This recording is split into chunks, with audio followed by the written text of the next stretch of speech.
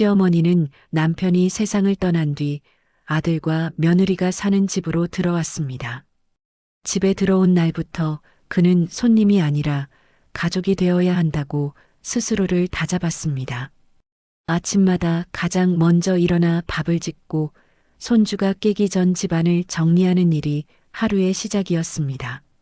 며느리는 맞벌이로 바쁘다는 이유로 집안일의 대부분을 자연스럽게 시어머니에게 맡겼습니다. 처음에는 도와주는 마음이었고 그 다음에는 익숙함이었으며 어느 순간부터는 말없이 해야 하는 역할이 되었습니다. 시어머니는 자신의 하루가 집안의 필요에 맞춰 흘러가고 있다는 사실을 의식하지 않으려 애썼습니다. 아들은 출근 전 식탁에 앉아 신문을 보거나 휴대전화를 들여다보며 식사를 마쳤습니다. 며느리는 아이를 재촉하며 집을 나섰고 그 과정에서 시어머니의 수고에 대해 특별히 언급하지 않았습니다. 그 침묵은 무례라기보다 당연함처럼 굳어 있었습니다. 낮이 되면 시어머니는 혼자 집에 남았습니다. 세탁기를 돌리고 장을 보고 병원 예약을 확인하는 일까지 모두 그의 몫이었습니다. 이 집에서 자신이 어떤 위치인지 묻는 질문은 늘 마음속에서만 맴돌았습니다. 가족이라는 말은 있었지만 그의 이름을 부르는 일은 점점 줄어들었습니다. 며느리는 가계부를 정리하며 생활비 사용을 엄격히 관리했습니다. 시어머니는 필요한 물건을 사기 전에도 꼭 허락을 구해야 했습니다. 자신의 명의로 된 통장이 없다는 사실이 문득 선명하게 떠올랐습니다. 그동안 그것이 문제라고 생각하지 않았던 자신이 이상하게 느껴졌습니다. 저녁 무렵 손주가 학교에서 돌아오자 시어머니는 웃으며 맞이했습니다. 아이의 가방을 받아들고 간식을 챙기는 손길은 여전히 익숙했습니다. 하지만 그날따라 거울 속 자신의 얼굴이 낯설게 보였습니다. 이 집에서 오래 살았지만 여전히 머무는 사람처럼 느껴졌기 때문입니다. 그는 아무 말도 하지 않았습니다. 어른은 참고 견디는 존재라고 믿어왔기 때문입니다. 하지만 그 믿음 아래에서 아주 작은 균열이 조용히 시작되고 있었습니다. 며칠 뒤 집안에는 명절을 앞둔 준비 분위기가 자리 잡고 있었습니다. 시어머니는 일정표를 따로 보지 않아도 해야 할 일을 몸으로 먼저 떠올렸습니다. 부엌 선반에서 오래된 조리도구를 꺼내고 냉장고 안식 재료를 하나하나 점검했습니다. 손목은 아팠지만 쉬자는 생각은 하지 않았습니다. 예전부터 그래왔고 그래야 집안이 굴러간다고 믿었기 때문입니다. 며느리는 출근 준비를 하며 명절 음식의 양과 시간을 짧게 언급했습니다.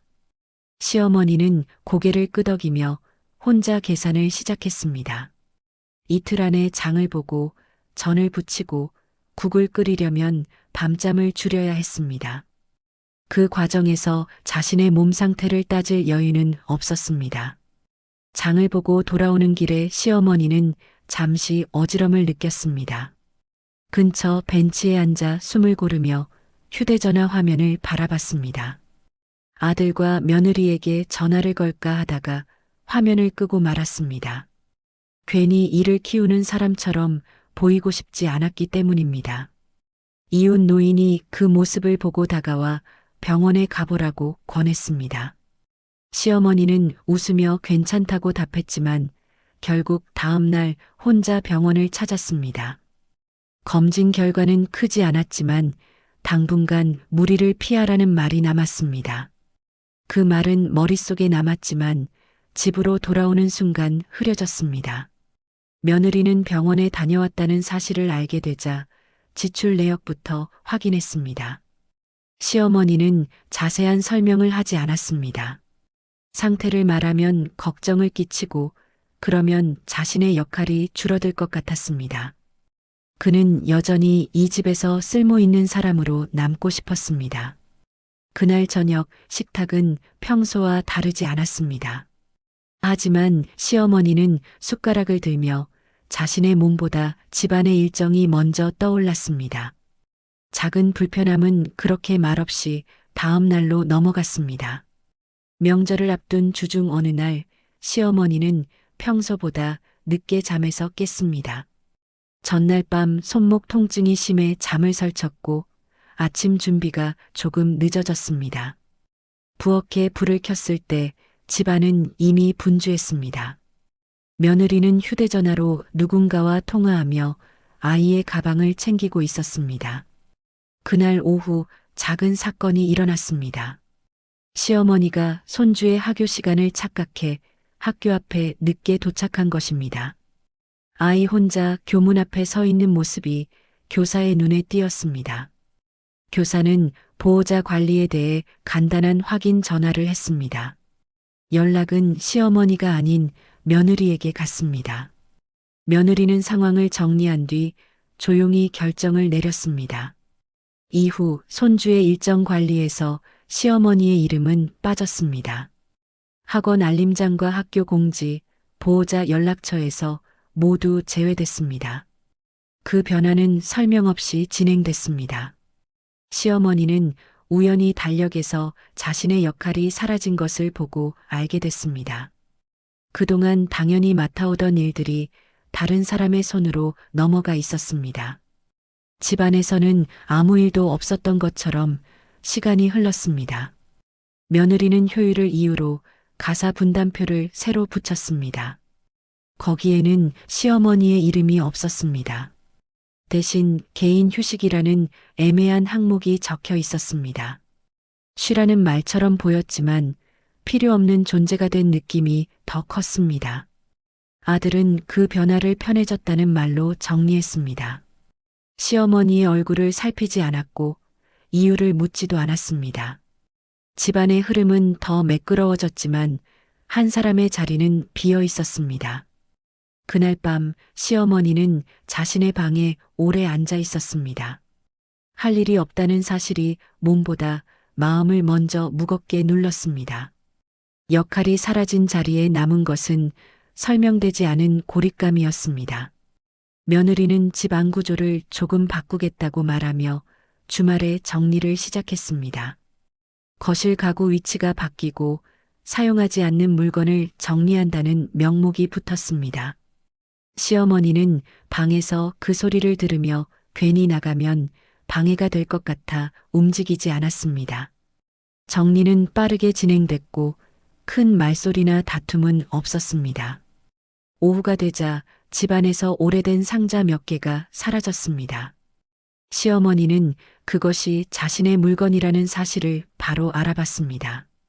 남편이 살아있을 때 쓰던 서류와 사진, 오래된 수첩이 들어있던 상자였습니다. 하지만 며느리는 이미 분리수거 봉투에 넣어 정리를 끝낸 상태였습니다. 시어머니는 늦은 시간에 쓰레기장을 확인했습니다. 봉투 안에는 낡은 사진과 봉투, 이름이 적힌 서류들이 섞여 있었습니다. 남편의 글씨로 남겨진 메모와 가족 사진도 함께 구겨져 있었습니다. 손이 떨렸지만 그는 아무 말도 하지 않았습니다. 그 물건들은 쓸모를 잃은 것이 아니라 기억을 붙잡고 있던 마지막 흔적이었습니다. 하지만 그 가치를 설명할 기회는 주어지지 않았습니다. 정리는 이미 끝났고 집안은 더 깔끔해졌습니다. 누군가의 과거만 빠진 상태였습니다. 아들은 바뀐 집안을 보고 정리가 잘 됐다고 말했습니다. 며느리는 효율적이라며 만족해했습니다. 그 말들 사이에서 시어머니는 존재하지 않는 사람이 된 것처럼 조용히 서 있었습니다. 그날 밤 시어머니는 방 안에서 꺼내온 사진 몇 장을 다시 정리했습니다.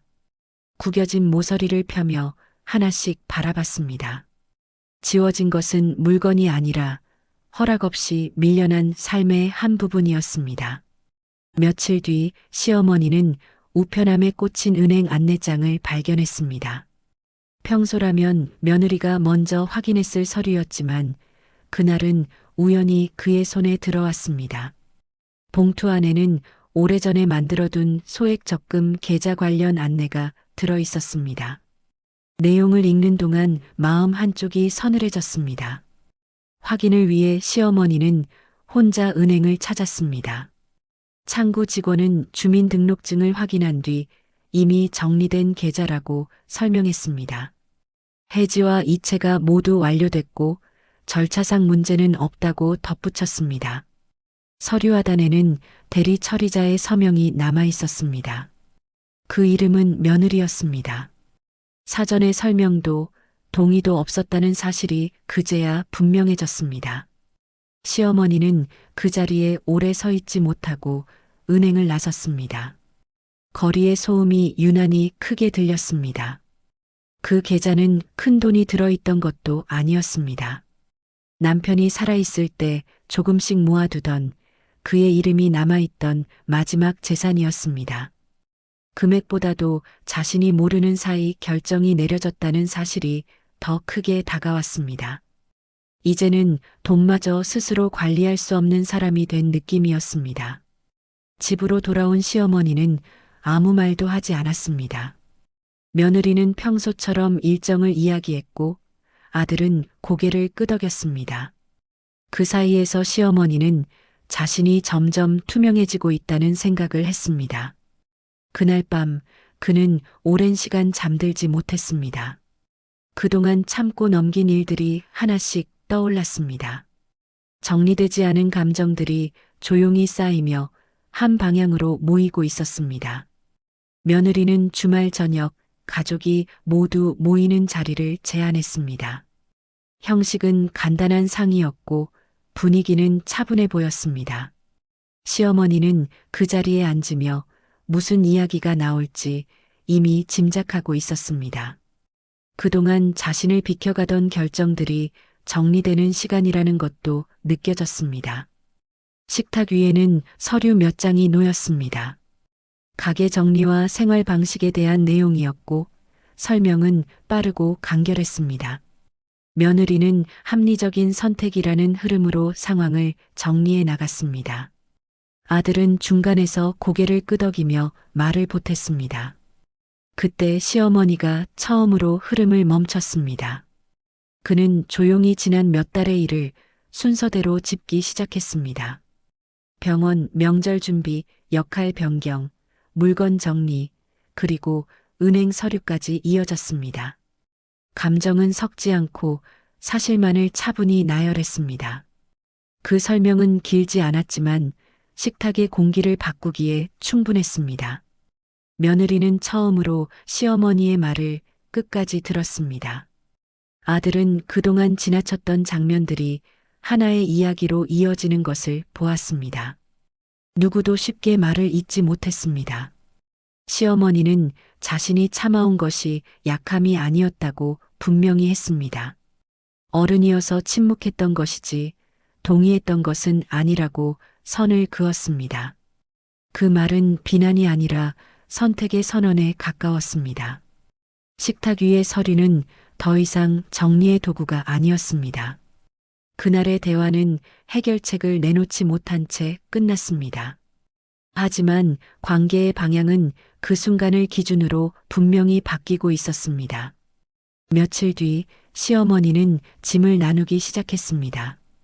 크게 필요하지 않은 물건부터 가방에 담았고 방은 빠르게 비워졌습니다.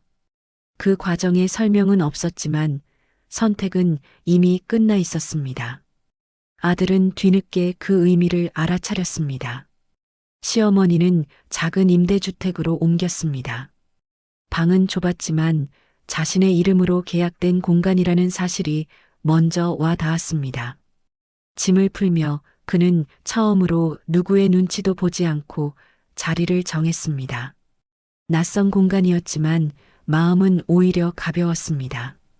이웃과 관리사무소 직원이 기본적인 생활 안내를 도왔습니다. 지역 복지센터를 통해 식사 지원과 건강관리 프로그램도 연결됐습니다. 시어머니는 도움을 받는 입장이 된 자신을 부끄러워하지 않기로 했습니다. 이제는 숨기지 않아도 된다는 생각이 들었기 때문입니다. 아들은 주말에 찾아왔습니다. 예전처럼 자연스럽게 말을 잇지 못했고 집안은 조용했습니다. 그 침묵 속에서 아들은 처음으로 어머니의 삶을 따로 바라보게 됐습니다. 며느리는 그 자리에 함께 오지 않았습니다. 며느리는 떨어진 거리 속에서 자신의 선택을 되짚었습니다. 효율과 관리라는 말로 정리했던 결정들이 어떤 결과를 만들었는지 마주했습니다. 그 깨달음은 늦었지만 피할 수 없었습니다. 시어머니는 창가에 앉아 밖을 바라봤습니다. 관계는 멀어졌지만 경계는 분명해졌습니다. 그는 더 이상 설명 없이도 자신을 지킬 수 있었습니다. 이사한 지 몇 주가 지나자 시어머니의 하루는 일정한 리듬을 찾기 시작했습니다. 아침에는 동네를 천천히 걷고 정해진 시간에 식사를 챙겼습니다. 누군가의 스케줄에 맞추지 않아도 된다는 사실이 아직은 낯설었지만 편안했습니다. 집안에는 작은 소음만 있었고 그 침묵이 오히려 안정을 줬습니다. 어느 날 그는 은행을 다시 찾았습니다. 이번에는 자신의 이름으로 통장을 만들기 위해서였습니다. 창구 앞에 앉아 서류를 작성하는 손길은 느렸지만 흔들리지 않았습니다. 도장이 찍히는 순간 작지만 분명한 경계가 생겼습니다. 문화센터 안내문을 보고 그는 새로운 프로그램에 등록했습니다. 글을 쓰고 기록하는 수업이었습니다. 말로 하지 못했던 생각을 글로 옮기는 시간이 필요하다고 느꼈기 때문입니다. 첫 수업을 마치고 나오는 길에 발걸음이 가벼워졌습니다. 아들과 며느리는 예전과 다른 방식으로 연락을 이어갔습니다. 자주 보지는 않았지만 필요한 선은 지켜졌습니다. 손주는 가끔 찾아와 새로운 공간에 익숙해졌습니다. 시어머니는 과거의 일을 반복해서 떠올리지 않기로 했습니다. 지나온 시간은 지울 수 없지만 앞으로의 선택은 남아 있었습니다. 침묵이 아니라 결정으로 삶을 정리한 지금 그는 스스로를 보호하는 법을 배웠습니다.